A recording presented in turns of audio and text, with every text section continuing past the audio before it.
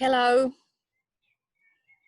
I am Hanna Meretoja from the University of Turku, Finland, where I'm professor of comparative literature. And I'm now also a visiting scholar here at the Oxford Centre for Life Writing. I'm doing this talk in a different form than I expected in the middle of the coronavirus lockdown. When I planned to talk about the experience of illness, I couldn't anticipate that this topic could be so much on our minds right now, collectively, as we are now living through the pandemic. Some of us experiencing the illness in our bodies and others experiencing it indirectly, as the pandemic has changed so many aspects of our lives, even the sensory experience of the everyday, as we are now living in isolation and uncertainty. Much of my research over the years has dealt with issues of narrative agency, but I have only recently come to approach it from the perspective of illness and health. What led me to this topic is the experience of my own illness, as I was diagnosed with breast cancer almost a year ago on the 9th of May 2019, completely out of the blue. I had surgery and then went through grueling cancer treatments, radiotherapy and chemotherapy. And now from the beginning of this year, I've been on hormonal treatment, which goes on from 5 to 10 years, provided I will live that long. This provision now accompanies everything I do, which is just one indication of how profoundly serious illness can transform one's life. Since last May, I have been in a kind of personal emergency state. And now, since March this year, it has been followed by a collective global emergency. It has been strange to first deal with a sense of unreality linked to the struggle to internalize that I really do have cancer, and then to stumble upon another kind of sense of unreality linked to the pandemic. In both cases, I've dealt with it the way I always tend to deal with things, by writing about it. In this talk, I will explore the concept of narrative agency, and I will then reflect on it from the perspective of my own experience of illness and my attempts to write about it. I will particularly explore problems inherent in the need for narrative mastery or control that tends to dominate culturally available narratives of crisis. So first, on the notion of narrative agency. I dealt with this concept in my book, The Ethics of Storytelling, which came out from Oxford University Press 2 years ago. And since then, I have developed a model that articulates what I take to be 3 central aspects of narrative agency: narrative awareness, narrative imagination, and narrative dialogicality. The notion of narrative agency has been used to emphasize the role of narrative self-interpretation in the process that brings about the integration of the self over time.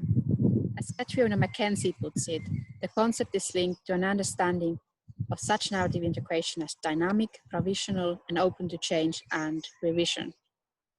I argue, however, that the narrative dimension of agency is not only at play in processes of self-interpretation, but is more broadly a constitutive aspect of the ways in which we participate through our actions and inactions in narrative practices that perpetuate and challenge social structures. Narrative agency is part of the same conceptual family as narrative identity, which also emphasizes the processual, dynamic, and anti-essentialist nature of the construction of self over time. The concept of identity, however, is linked to the question of who, whereas the notion of agency shifts the focus to action, to our ways of acting and affecting the world.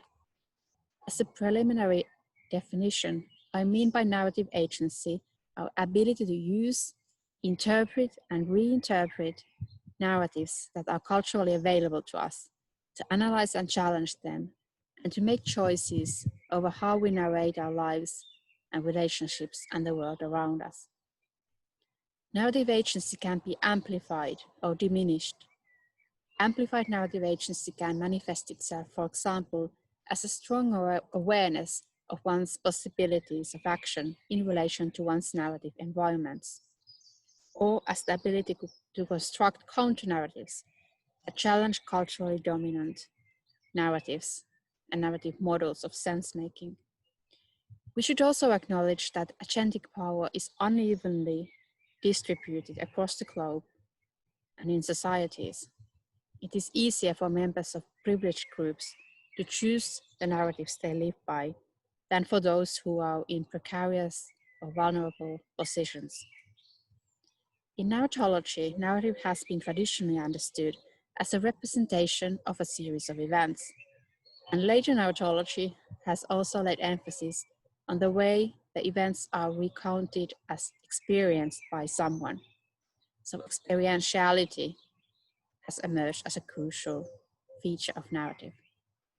In my book, I propose conceptualizing narrative as an interpretative activity of cultural sense-making, in which experiences are presented to someone from a certain perspective or perspectives, as part of a meaningful, connected account.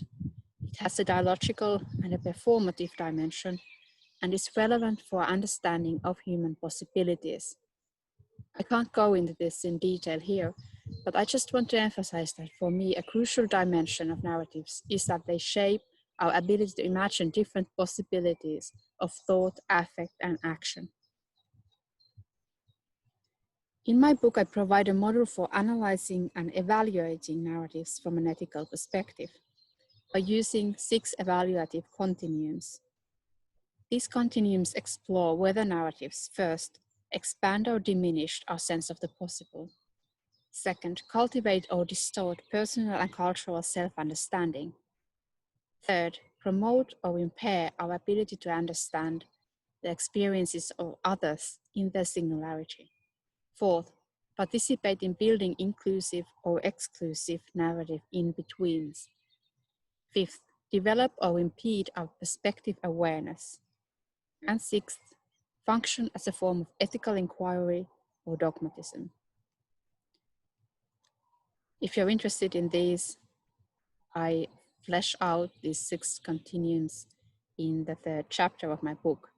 But now I will turn to the 3 dimensions of narrative agency and look at how these 6 aspects map onto the 3 dimensions of narrative agency. So first, with narrative awareness, I mean awareness of culturally available narratives that affect people's lives by functioning as models of sense-making.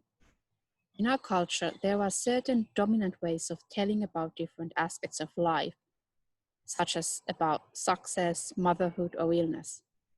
Cultural narrative models affect us whether we like it or not, and bringing them to the level of conscious reflection allows us to evaluate them critically. Narrative awareness involves narrative self-understanding and narrative perspective awareness. Narrative self-understanding consists in our understanding of narratives that affect our lives and of narrative patterns that we tend to repeat when we tell about our experiences.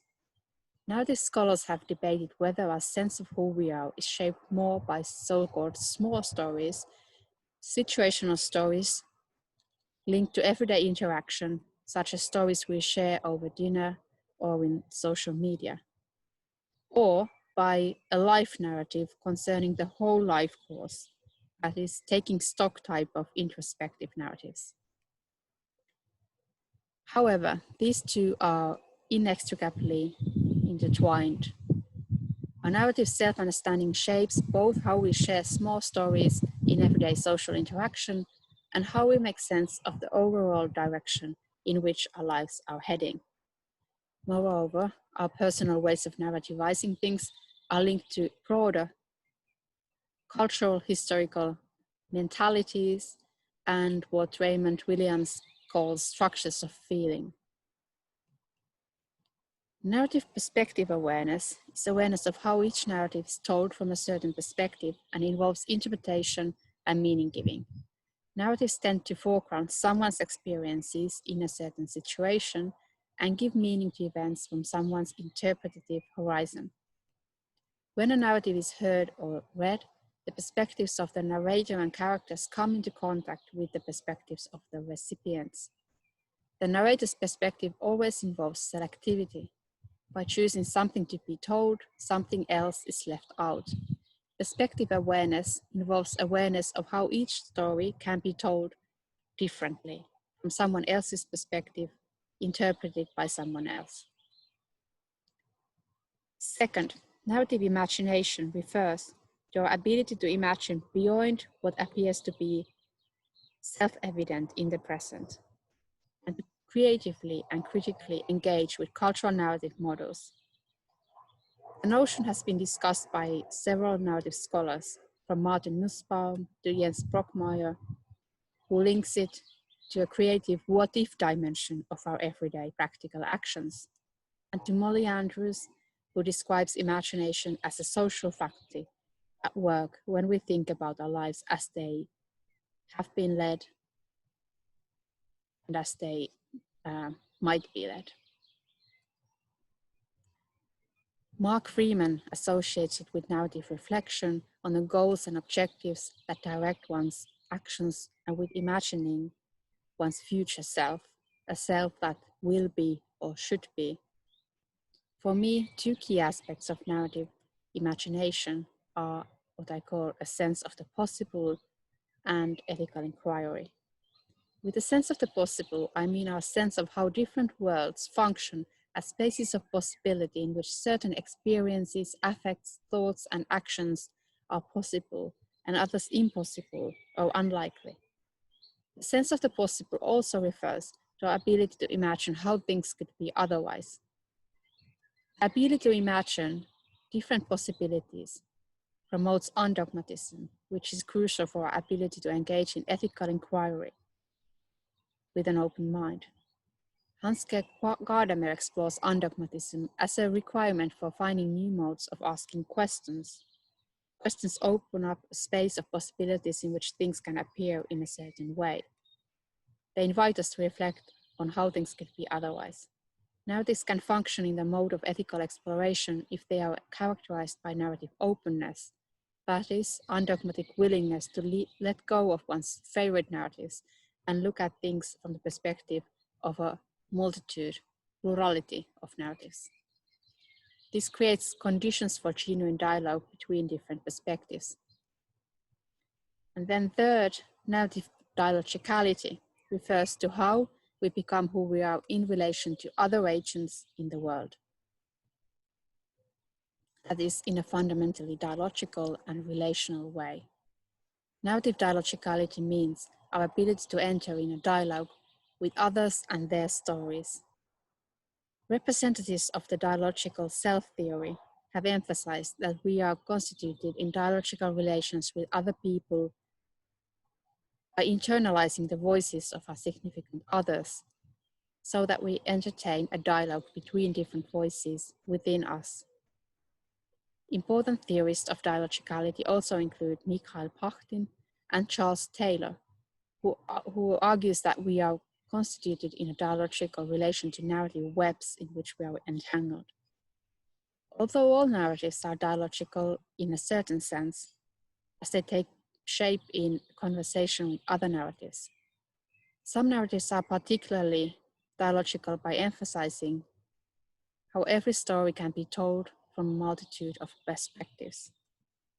Narrative dialogicality involves the ethical dimension of encouraging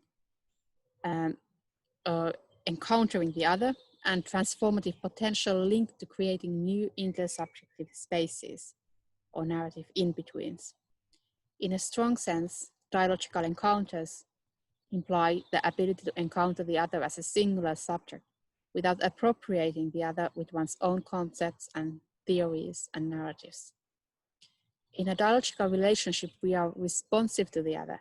We react to what they have to say, we listen and are willing to change our preconceptions.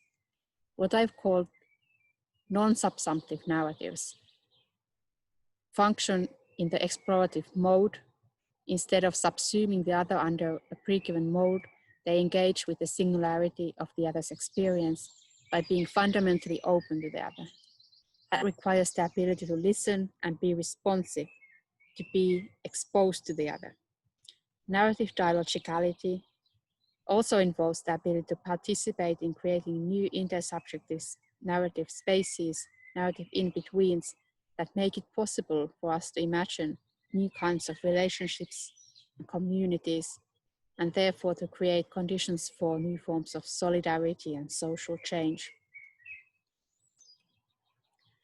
I will now turn to the issues of illness. Illness is, of course, a major challenge to agency. When we fall ill, we are not only agents, but also sufferers. Illness happens to us rather than is of our own making. For me, perhaps the biggest challenge in dealing with breast cancer has been the challenge of undergoing something so enormous that I have so little power to affect, and to learn to accept that lack of control. I have been struck by how scarce culturally available resources there are for dealing with that kind of experience. And this has been an important starting point for my own process of writing. Writing is, of course, a way of practicing agency. And an aspect of that agency is narrative agency, because it involves narrating one's experiences and critical engagement with culturally available narrative models. In the recent years, I've become increasingly interested in exploring more personal ways of writing than traditional academic writing. In my last book, The Ethics of Storytelling, which appeared in the Oxford series, Explorations in Narrative Psychology, the series editor encouraged me to explore that kind of more engaged ways of writing, and I really enjoy that. And now my own illness has made it feel even more important, because it has made it so evident to me that we always write from a certain embodied situation in the world and draw on our own life experiences, even in our most theoretical thinking. So I now feel like I want to make that personal dimension of thinking and writing visible and no longer hide behind abstractions. So over the past year here in Oxford, I've explored ways of life writing that move somewhere between fiction writing, autobiographical writing, and academic writing. For some years, I have been working on a semi-autobiographical novel with the working title Sea Stories. In it, a group of friends come together to a gathering by the sea, and they share some of their favorite stories about the sea. It is inspired by my own experience of many years of sharing reading experiences in a book club or reading circle. A reflection on how what we read feeds into what we are going through in our lives and can sometimes transform us in unexpected ways. This circle of women became all the more important to me when I fell ill, and so did the sea. Water has always been a vital element for me.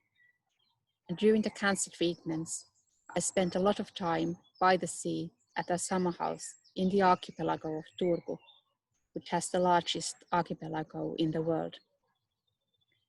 So at the end of August, I organized a workshop, and the day it finished in the afternoon, I had to go to the hospital for my 4th round of chemo.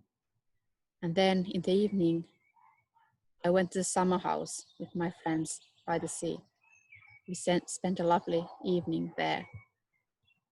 And it was around the time when we celebrate in the archipelago what we call the Night of Ancient Lights. People light fires to remember the past generations who lived by the sea and with the sea. Generations who lit fires, signal fires to keep contact, to warn about enemies, to guide the travelers.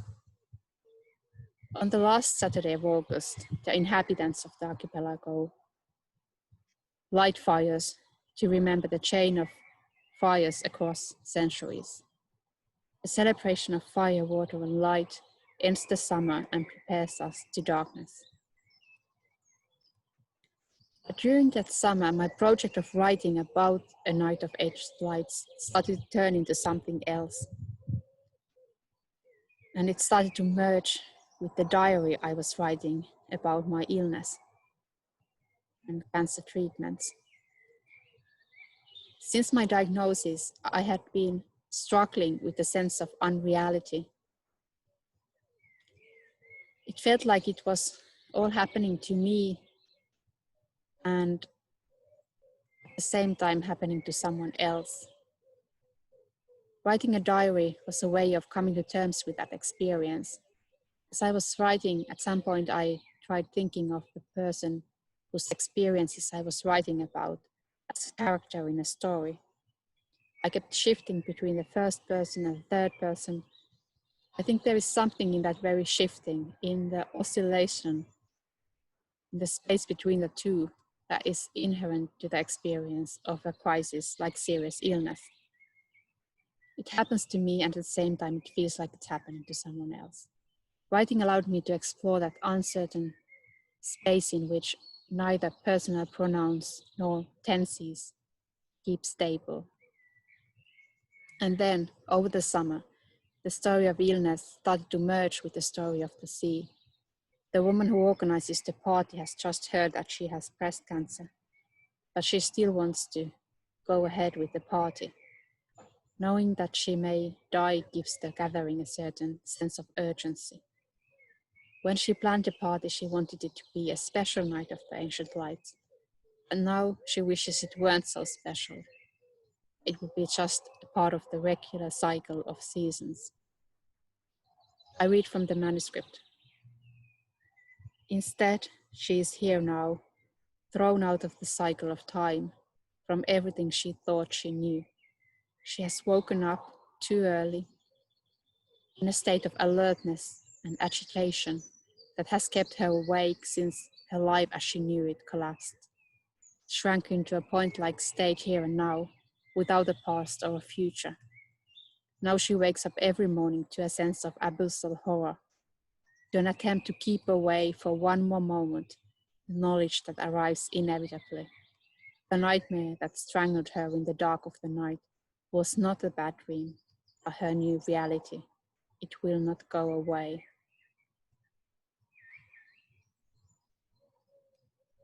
I've been trying to find a form that would convey both the experience of shock, chaos, and disintegration, and the experience of certain things nevertheless coming together.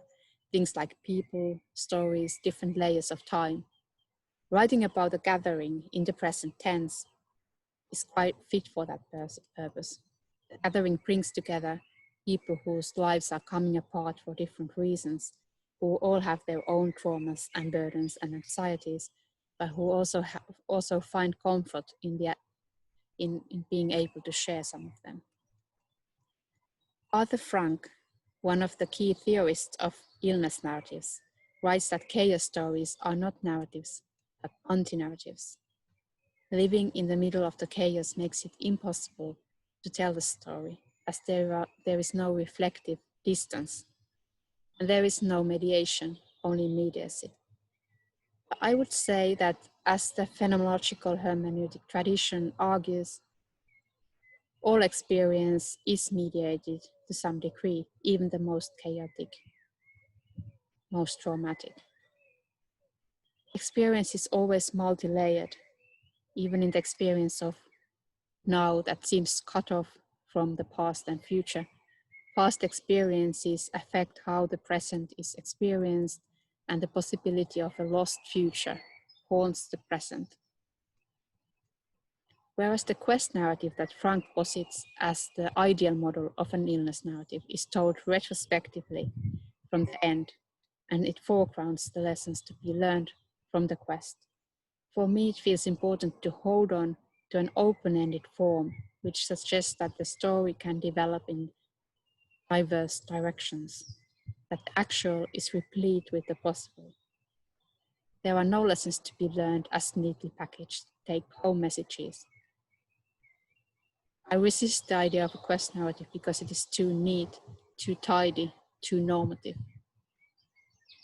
I learned by briefly looking at writing about the experience of illness from the perspective of three aspects of narrative agency. So first, how does writing about illness pertain to narrative awareness? For me, an important aspect of writing about illness is engagement with culturally dominant illness narratives. People want to hear certain kinds of stories, and there is normative pressure to comply with the culturally preferred narrative models. As Emilia Nielsen analyzes in her book Disrupting Breast Cancer Narratives, there is a standard story of breast cancer which emphasizes optimism and courage. In a simplified form, it goes approximately like this. I found a lump, I was shocked. I battled through the treatments with optimism and courage, and I came out as a better person. As Nielsen puts it, the problem is that other types of cancer narratives are effectively silenced, including narratives that deal with a range of emotions from anger to sadness and grief.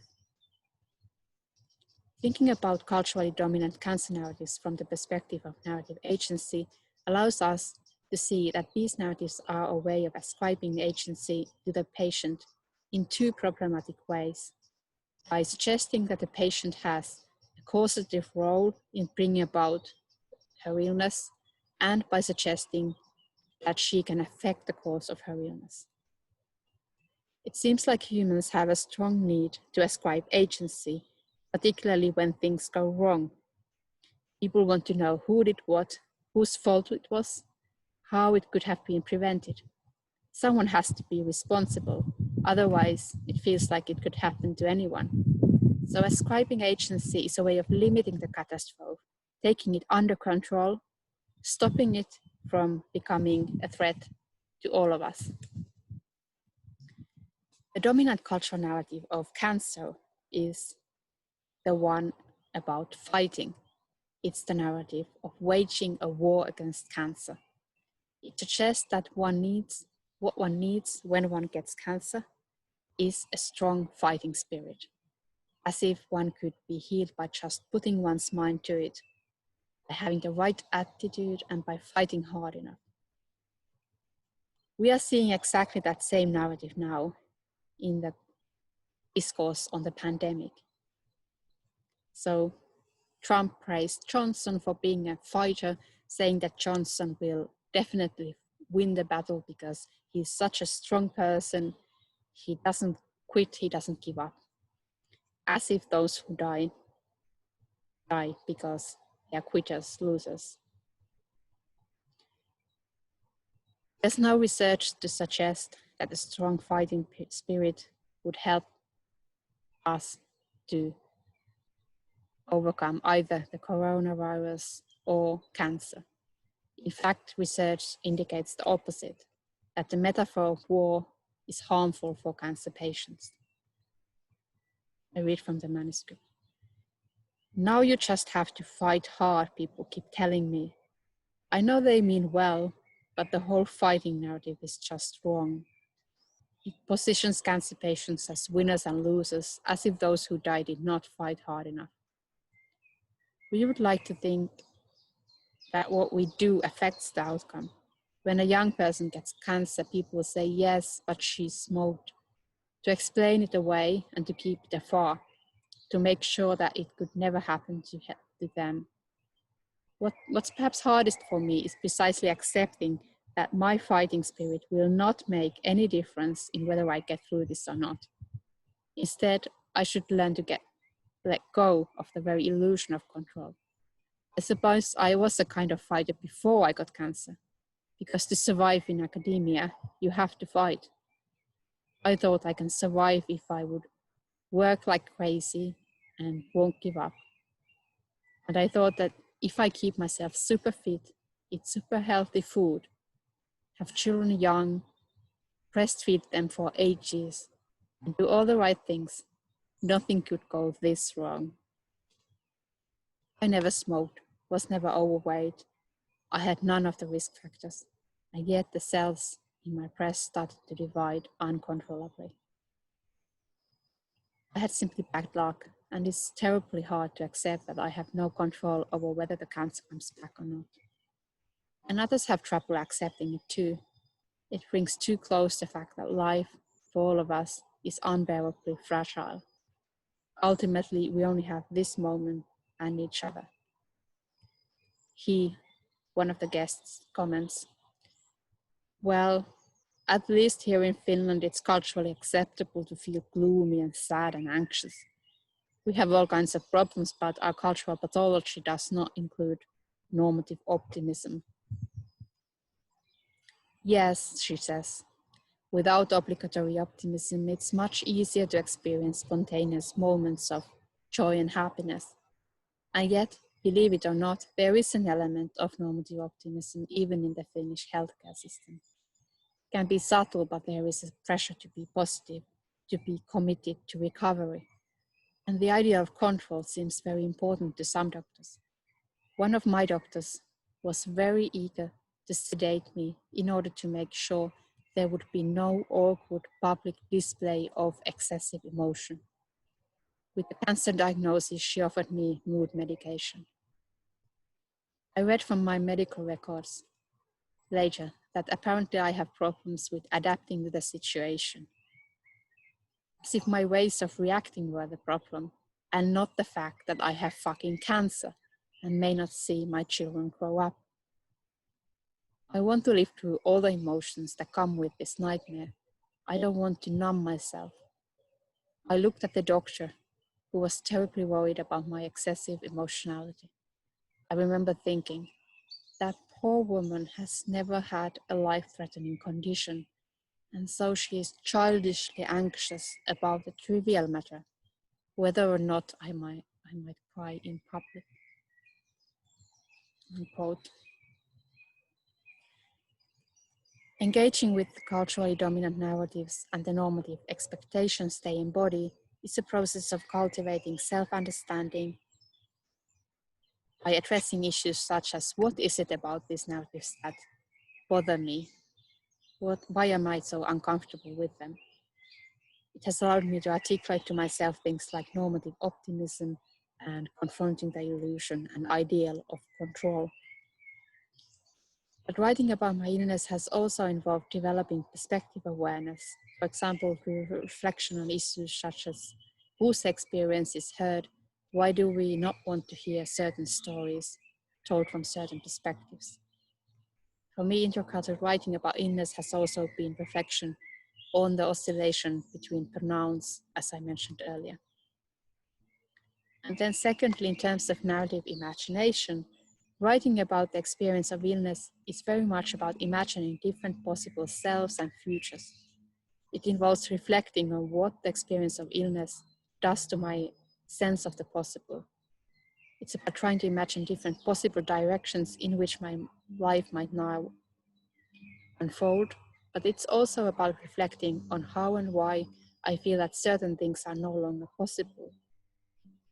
It's about the sense of the impossible, the possibility of my death. This process involves ethical inquiry or ethical exploration concerning the question of how to live with cancer and with the profound uncertainty that comes with it. There's obviously no right answer to that. It resonates with the broader issue of how actually none of our most important questions have any obvious definitive answers. I'm interested precisely in the possibility of coming to terms with that lack of answers. I read again.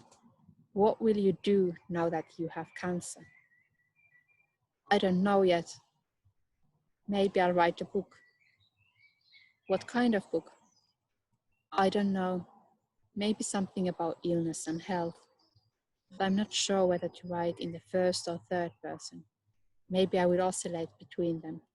That's what life is about, isn't it? Oscillating between the first and the third. We are to ourselves the center of our universe. point from which we experience and feel and perceive. But for others, we are in the second or third person, you, she. Maybe I will write about the sea, about stories it brings and takes, fires that flicker by the water, lights that flash across the ocean. The sea has no beginning or end, she thinks. It does not fall into the mold of a narrative. Water binds us to the cycle of life. It is perpetual movement, flux, change. Waters flow according to their own laws and paths, indifferent to human sorrows and endeavors. Waters carry with them everything they can, humans and things, abandoned and lost, adventurous and shipwrecked, creatures of the sea and inhabitants of the land, memories, dreams, and stories. Maybe I will write a story of falling out of time, she says. What story is that? In it, time suddenly stops flowing. It's about a trauma that can't be located in time or space. Is that what you're experiencing? Yes, it's difficult to explain. Sure, the moment of getting the phone call was traumatic. I will never forget the sensory experience, how the greenness of the wall suddenly became so intense, it felt like it could swallow me. How I felt like I were a character in someone else's story and didn't know what I was supposed to do or say. Uncanny moment of realizing that the cancer has been lurking in my body for months, maybe years, in the guise of a healthy appearing, healthy feeling young body. Nothing is what it looks like. But the trauma is really not about that moment. It's about the future, about the possibility of a lost future, the possibility of not seeing her children, not seeing my children grow up. That's the possibility I'm struggling to face, to mourn, to imagine. The idea of lostness has accompanied her throughout the week. She has been constantly feeling like everything she does now may well be the last so-and-so. Her last restaurant meal, her last dance, her last sauna. There it is again. The last night of the ancient lights, the last evening with her friends. She cannot stop herself from saying, think about it, this may be our last evening together. Tears well up in her eyes. Don't be silly, we will have plenty of evenings together, they say. No, we won't, not like this. You can't know that. And even if we did, I wouldn't be the same. This is my last evening in this form, as this person. I can only try to imagine how the treatments will change me. I know I will lose my breast, I will lose my hair, but what else will I lose with them? It's strange how we can only know afterwards. Which time was the last time, she adds. Only now I know that last summer was my last carefree summer, my last summer not yet overshadowed by cancer. I had no idea when I was living it. And so it is with so many things in life.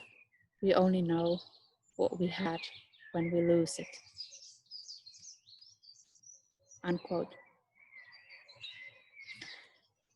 And then finally, thirdly, narrative dialogicality.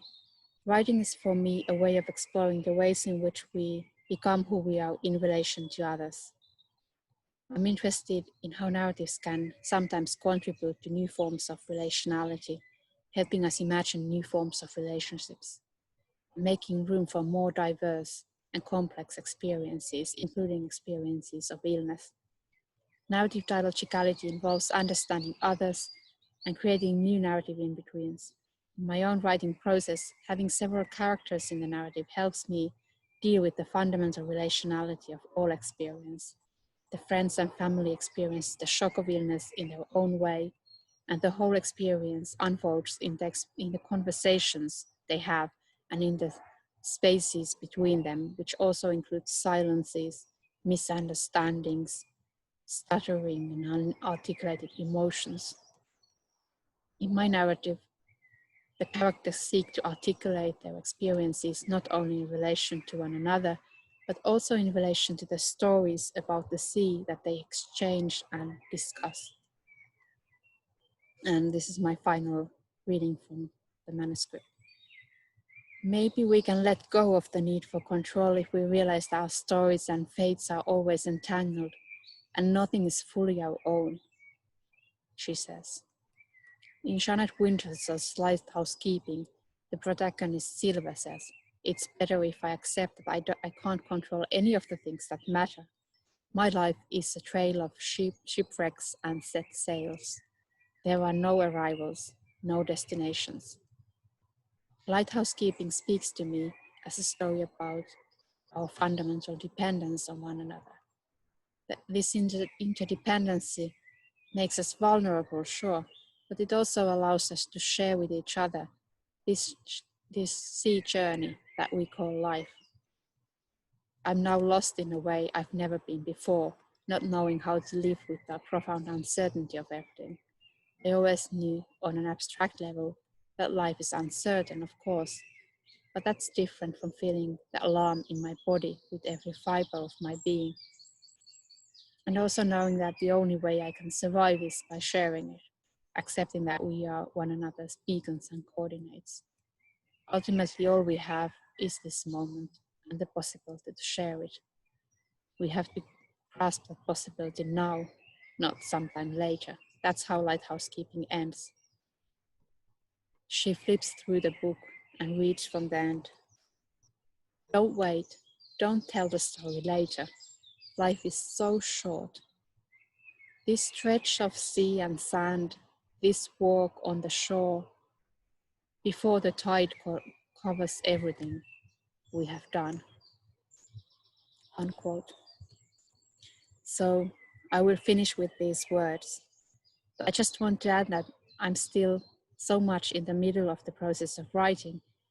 I really hesitated talking about it now, particularly as the pandemic provided me a convenient opportunity to postpone my talk. But somehow it also felt important to do it now, to reflect on the process as in its unfinished form, precisely because life is so short and the things we postpone may never happen.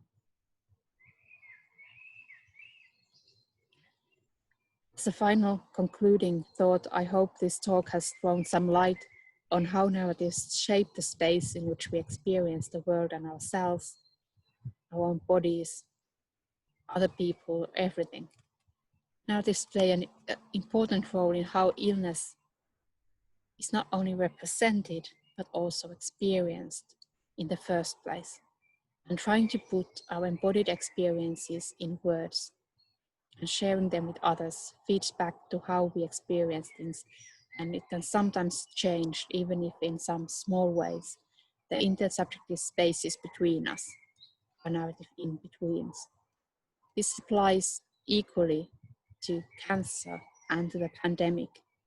We are now facing the task of having to reimagine what life can be under the pandemic and afterwards, and sharing our experiences, feelings and thoughts, our fears and hopes, and dreams and anxieties, putting them in words and sharing them is how we imagine this new world we are living in, and how we can imagine the world to come. Thank you. Thank you for listening.